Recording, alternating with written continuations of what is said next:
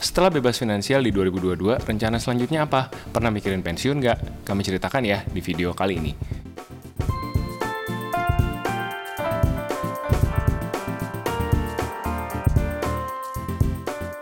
Hai guys, welcome back to our channel. Kembali lagi dengan gue Samuel dan ini istri gue Claudia. Kami pasangan suami istri kantoran dalam perjalanan memaknai financial independence.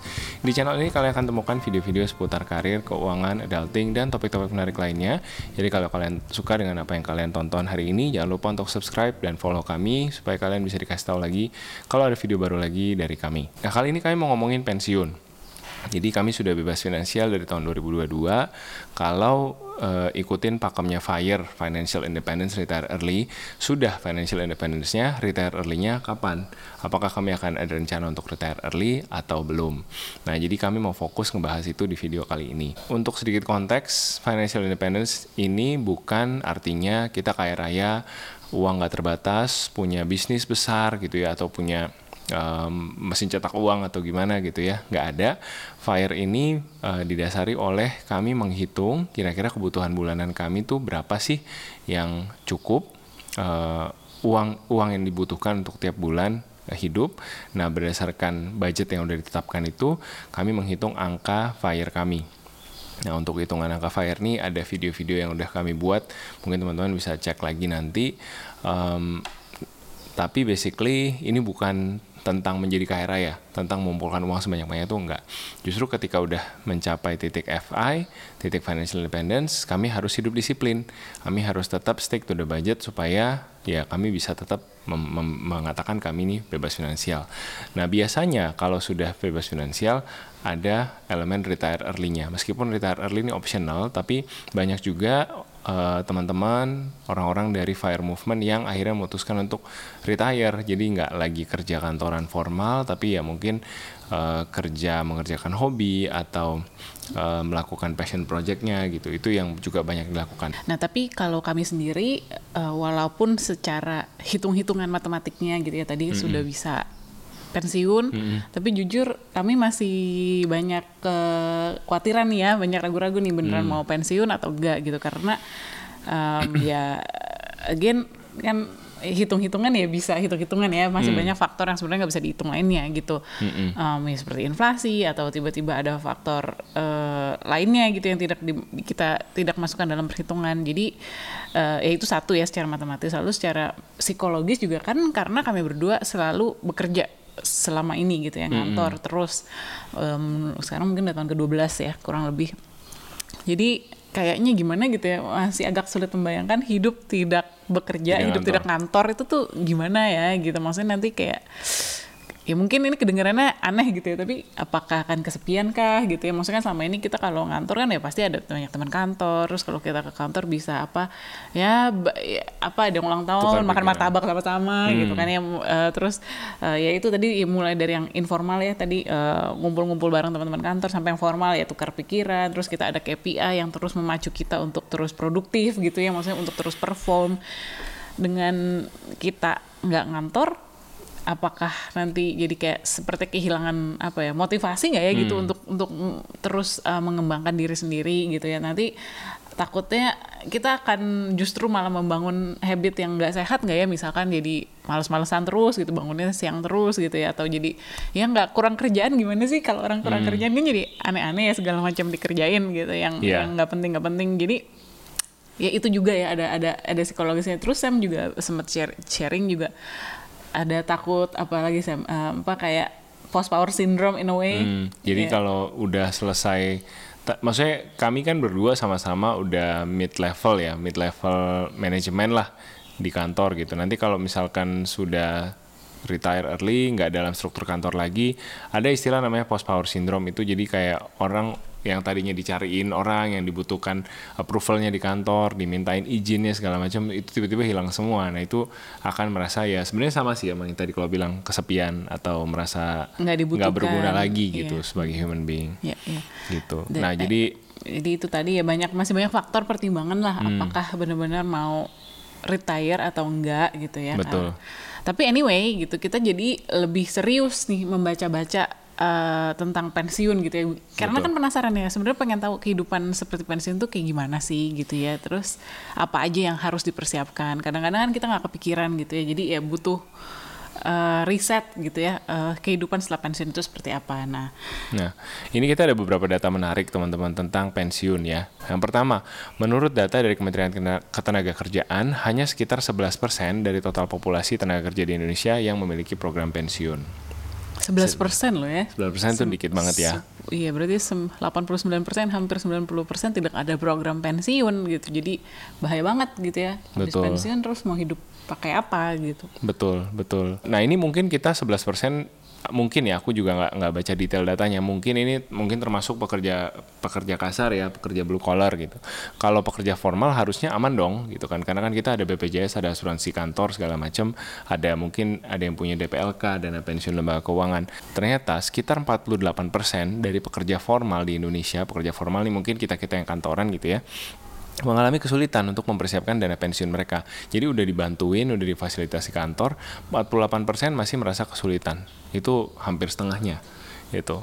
Lalu yang menarik lagi nih, ini mungkin angkatan babe gue nih, baby boomer kan, baby boomer ya. Berdasarkan survei dari OJK pada tahun 2020, sekitar 72% dari generasi baby boomer di Indonesia belum mempersiapkan dana pensiun mereka.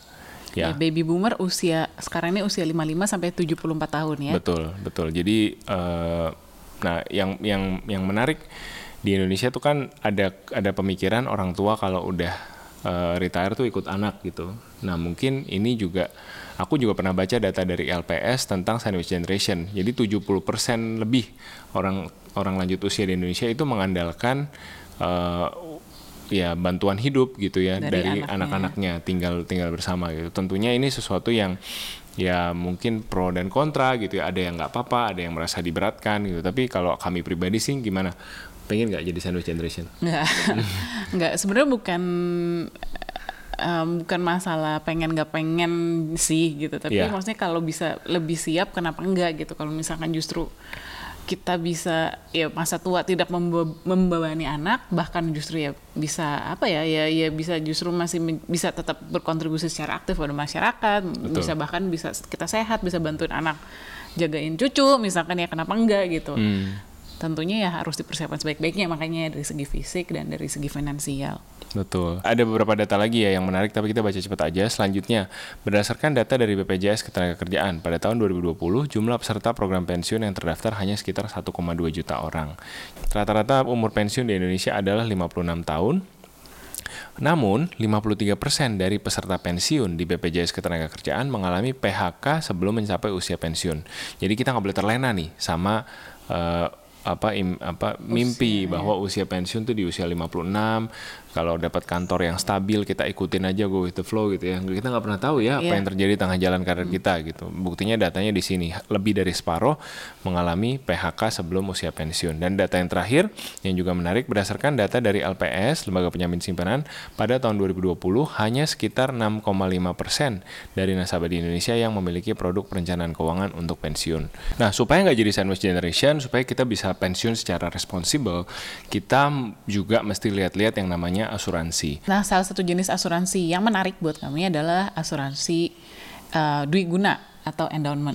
Asuransi tipe ini bisa memberikan dana tetap tahunan waktu kita sudah pensiun, jadi tetap ada penghasilan ya. Dan di akhir masa tanggungan akan keluar dana tunai yang bisa digunakan sebagai warisan untuk ahli waris kita. Nah, ngomong-ngomong soal asuransi, hari ini kami senang banget karena kami partneran sama Manulife di video ini untuk kenalin kalian ada 2 produk asuransi Manulife yang boleh dipertimbangkan nih buat kalian yang lagi mikirin rencana pensiun dan dapetin penghasilan di usia pensiun nanti. Jadi yang pertama ada namanya MiFIP. Nah, ini produk apa? Produk asuransi ini memberikan manfaat pembayaran tunai tiap tahun dan dana mapan untuk perlindungan finansial kita di masa depan. Serta tentunya selain kita juga memberikan kesejahteraan buat orang-orang terkasih kita dan generasi selanjutnya. Nah, produk ini dirancang untuk para nasabah yang menginginkan ketenangan jangka panjang dan tidak terpengaruh oleh pergerakan pasar. Jadi dengan kita memiliki polis MiFIP ini, kita tidak terpengaruh oleh pergerakan pasar atau saham yang naik turun itu gitu ya. Jadi dana tetap yang didapatkan tiap tahun ya sekian. Nah, sedangkan untuk menjawab kebutuhan asuransi jiwa gitu ya, kan pada saat dibutuhkan, ada namanya produk kedua, Mi Passion atau kependekan dari Mi Prosper Assurance for Pension, yang adalah produk proteksi jiwa sejak usia produktif. Jadi belinya sekarang-sekarang nih pas kita lagi kerja, masih produktif-produktif, yang juga menjaga serta menyediakan santunan kesehatan selama masa pensiun. Jadi yang tadi kalau bilang nih, selama kita bekerja kita tenang karena nanti kalau ada apa-apa asuransi jiwanya bisa cair. Tapi kalau kita nggak kenapa-napa juga gitu kan, pada saat pensiun nanti akan ada dana tunai yang keluar gitu ya selama masa tertanggung kita. Jadi ada 2 produk tadi ya, Mi Passion sama Mi VIP. Tentunya dengan punya 2 produk ini bisa membantu teman-teman punya perencanaan keuangan yang mantap, mudah, dan mendapatkan manfaat proteksi penuh di usia produktif, juga manfaat pembayaran tunai tahunan dan kesehatan di masa pensiun. Nggak perlu ragu lagi karena Manulife, siapa yang nggak tahu Manulife gitu kan ya, udah lama terpercaya dan punya produk asuransi yang beragam dan kuat. Jadi Mi VIP dan Mi Passion.